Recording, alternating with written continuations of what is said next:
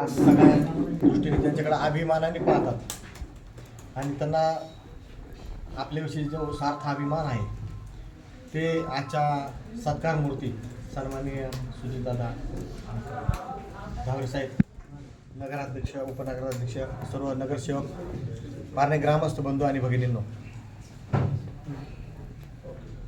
पारनेरचा विकास करायचा जर झाला तर DPR त्यासाठी फार महत्त्वाचा आहे आणि तो 10 वर्ष झाले अडून पडला होता.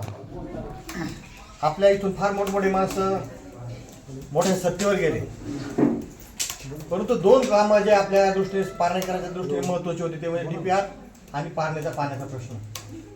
ते का आत्तापर्यंत कोणाला दिसलं नाही आणि सगळे पारनेरचे सर्वसामान्य जी जनता आहे ते बाकीचं कामं ठेवावं तुम्ही, बाकी काही नका करू, हे दोन कामं करा. पहिलं पाणी आणा आणि ते DPR मंजूर करा, मग ते बाकी सगळं आपाप लाईनी लागते.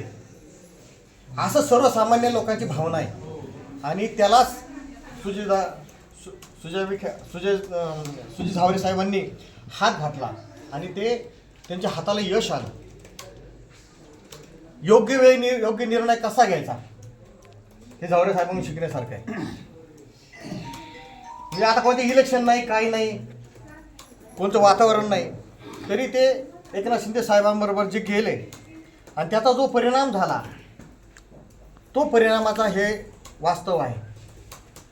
सगळ्या पारणेकरांना आता खूप आनंद झाला, कारण रात्री सगळीकडे आम्ही जेव्हा फिरत होतो एकदम भारी काम झालं. म्हणजे आता त्यांना सगळ्यांनी वतीने विनंती करा की आमचा पाण्याचा प्रश्न तुमच्या हातूनच पूर्ण होऊ द्या आणि त्या दृष्टीने मी त्यांना त्यांच्या कामाला मी शुभेच्छा देतो आणि 2 शब्द संपवतो. जय हिंद.